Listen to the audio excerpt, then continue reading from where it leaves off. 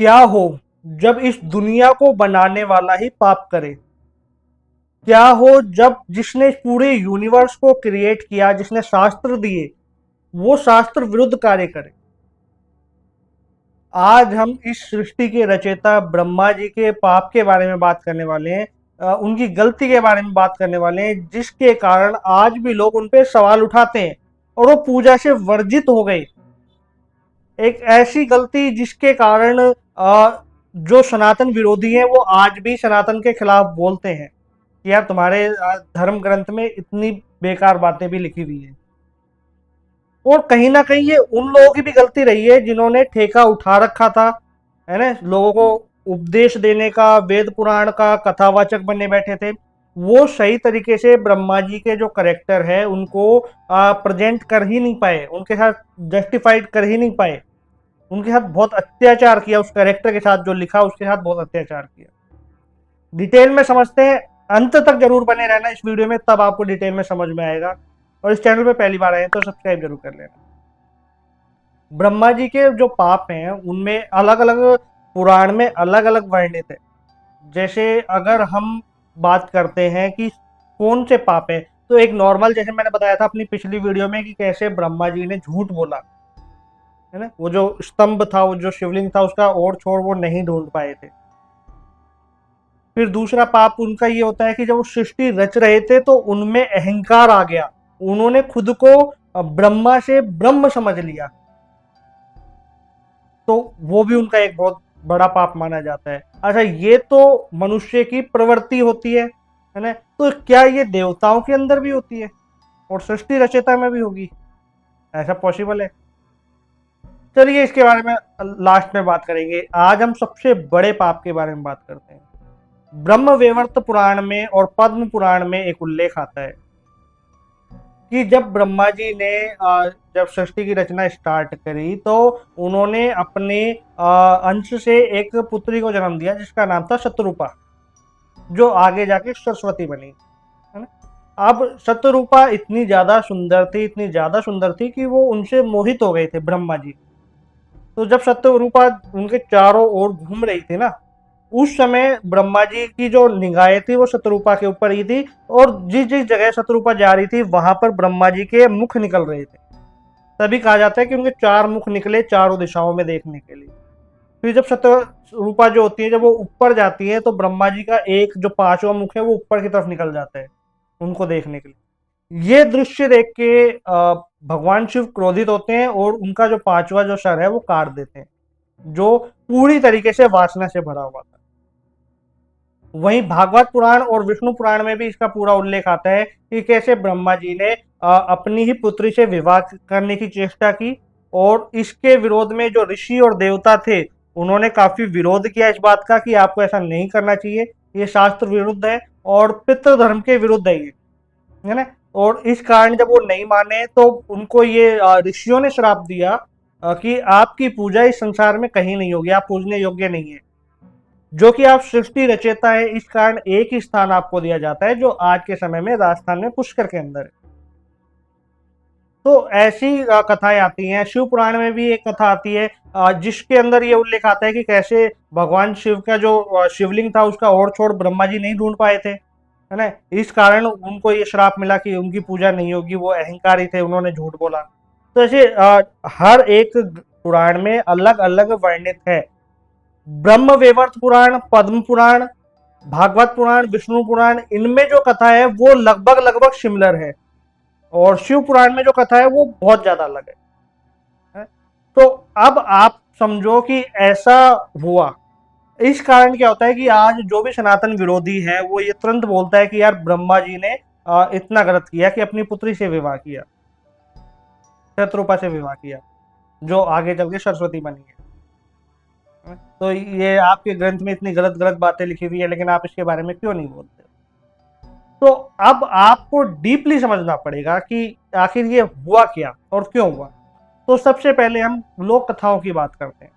तो जब लोक कथाएं जब रची जाती है ना, कोई भी लोक कथा रची जाती है, तो उसका एक उद्देश्य होता है कि आगे जाके ये मनुष्यों को एक सही मार्गदर्शन दे, एक सही गाइडेंस दें कि आपको क्या करना है क्या नहीं करना। इसलिए लोक कथाएं रची जाती हैं। और हर एक लोक कथा को रचने वाला जो उनके लेखक है वो डिफरेंट डिफरेंट थॉट से सोचता है।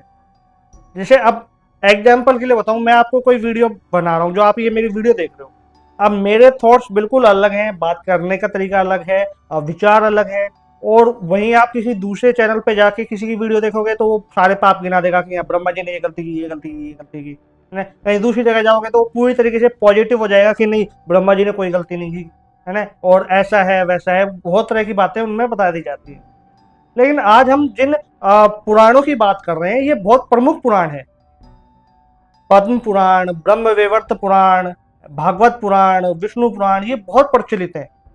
आज आप किसी से भी कोई पुराण का नाम पूछ लीजिए, वो भागवत पुराण का नाम तो जानता ही जानता है। एक नॉर्मल आदमी जो कभी पुराण पढ़ता नहीं, कोई कथा पढ़ता नहीं, कोई पूजा पाठ नहीं करता, वो भी भागवत पुराण जानता है। और हमारे जो सो कॉल्ड कथावाचक हैं कुछ, जो अपने आप को बहुत बड़े भक्त कहते हैं भगवान के, वो भागवत पुराण का ही वर्णन करते हैं और भगवत कथा ही सुनाते हैं ज्यादातर। तो आप ये सोच के चलो कि इतना फेमस जो ग्रंथ है, जिसके लिए जो कथावाचक है वो इतना ज्यादा प्रयास करते हैं, लोगों में ज्ञान देते हैं, वो आज तक इस बात को सही तरीके से साबित क्यों नहीं कर पाए कि यार ये जो ब्रह्मा जी ने किया ये गलत था या सही था। कहीं सुनी बातें नहीं। ऐसा नहीं होना चाहिए कि नहीं उसमें तो ये था, फिर ऐसा हुआ, फिर नहीं वो ये कथा बाद में जोड़ी गई, ये अंग्रेजों के आने के बाद जोड़ी गई, मुगलों के आने के बाद जोड़ी गई। ये सब बहुत ही तुच्छ बातें हैं। यदि जोड़ी भी गई तो आज ना तो अंग्रेज है ना मुगल है, आप हटा क्यों नहीं देते। आज तो आपके हाथ में सारी चीजें हैं, फिर आप ये कथा क्यों नहीं हटा रहे। आप क्यों नहीं बता रहे हैं कि यार ये जो कथा है ये बाद में जोड़ी गई, ये हमारा मूल सिद्धांत नहीं है। चलिए, अब आपको समझ में आ रहा है ना कि कितना बड़ा गेम खेला जाता है कोई भी कथा या कोई भी पुराण को जब आपके सामने प्रेजेंट किया जाता है तो वो वही प्रेजेंट करते हैं, वही बातें बताते हैं जिससे आप उन लोगों से प्रभावित हो जाएं और उन लोगों के फैन बन जाएं, उन लोगों को दान दक्षिणा देने लग जाएं, है ना। और कहीं ना कहीं आपकी जो सोच है वो खत्म हो जाए। अगर आप क्वेश्चन उठाओगे सनातन के ऊपर या ऐसे पुराणों पे ऐसे क्वेश्चन के ऊपर तो तुरंत आपको चुप कर दिया जाएगा। एक बात बता दी जाएगी, शास्त्र कहता है कि जो शास्त्रों पे विश्वास नहीं करता, जो शास्त्रों के विरोध में बोलता है, वो नर्क का भोगी होता है। तो आपने चुप कर दिया। अच्छा, ये जो श्लोक है ये लिखा किसने है? ये भी तो हमारे ऋषियों ने ही लिखा है ना।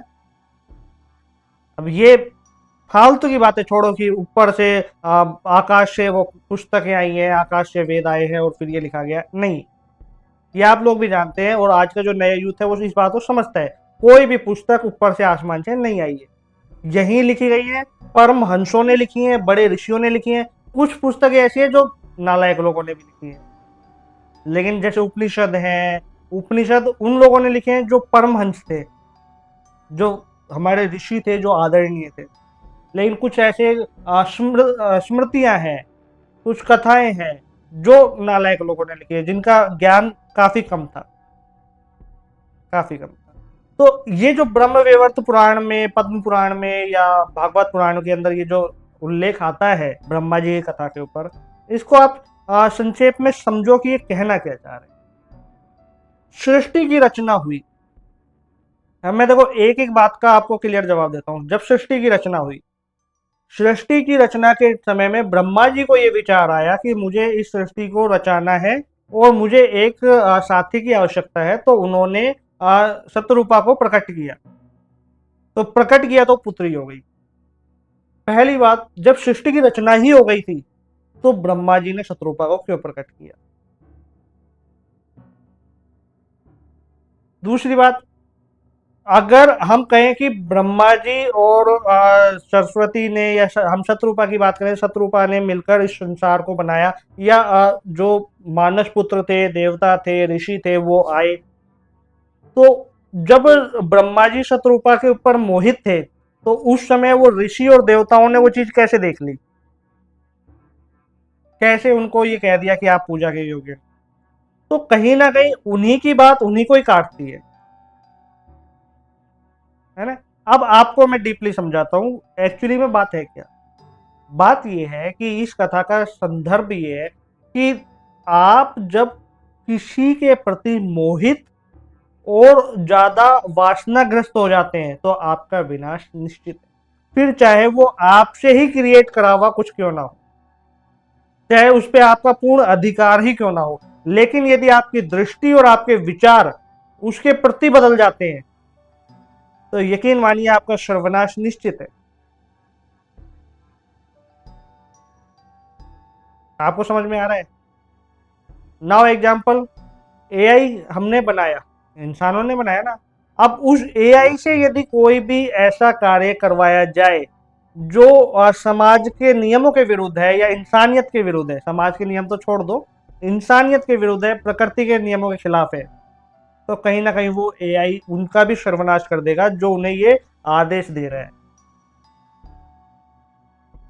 अब आप डीपली समझो कि ये कथा बताई क्यों गई, ये कथा कही क्यों गई, क्योंकि ऐसा बिल्कुल नहीं है, ये कह देना बिल्कुल गलत है कि जो शतरूपा थी वो ब्रह्मा जी की पुत्री थी। नहीं, शतरूपा जो सरस्वती बनी वो ब्रह्मा जी के वाम भाग में से निकली थी, यानी कि आधे हिस्से में से।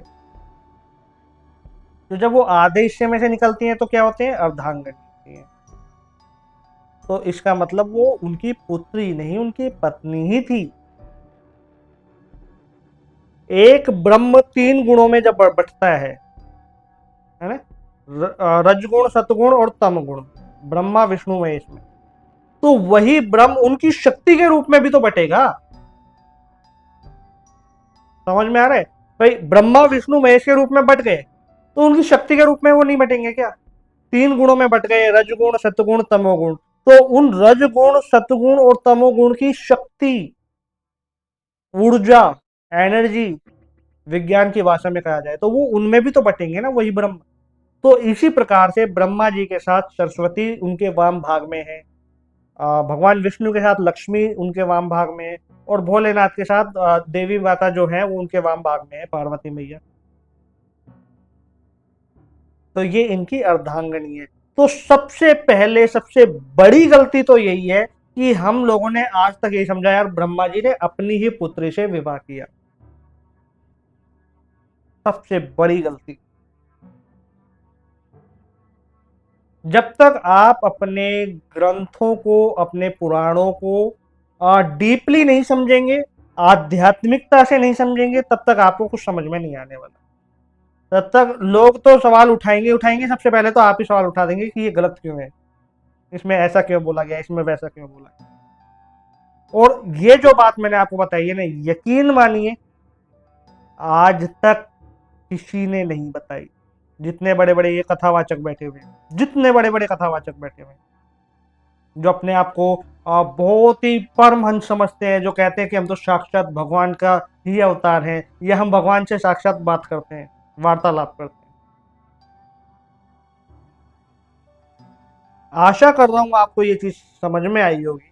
यदि ये चीज डीपली आपको समझ में आई है तो आप अपने शास्त्रों का अध्ययन डीपली करें। अगेन मैं एक बात आपसे कहना चाहूंगा, जब तक आपको उपनिषदों का ज्ञान ना हो, गीता का ज्ञान ना हो और वेद का ज्ञान ना हो, सबसे पहले किसका ज्ञान लेना है? गीता, उपनिषद, वेद। जब तक इन तीनों का ज्ञान ना हो कोई कथा या पुराण मत पढ़ना, नहीं तो आप डाउट करोगे या फिर अंधविश्वासी ज्यादा हो जाओगे। तो इस वीडियो में इतना ही। इस वीडियो को ज्यादा से ज्यादा शेयर जरूर करना, लोगों तक वायरल करो यार इस वीडियो को, ताकि लोगों तक सही जानकारी पहुंच पाए। नमस्कार।